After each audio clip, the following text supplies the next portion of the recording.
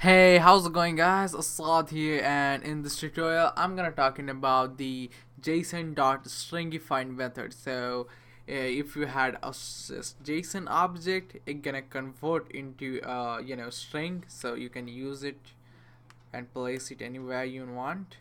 So what we need to do is, first we need to log it on a console. We're gonna log it on a console, use the JSON object. Keep in mind though, all of them will be the uppercase. So stringify, use the stringify method. And now what we need to do, pass a JSON object. So x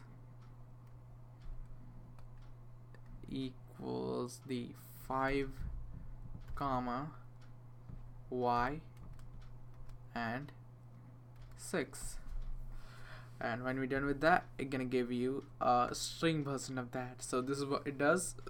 Hope you guys understand. That's it for today's video, guys. See you guys in the next tutorial.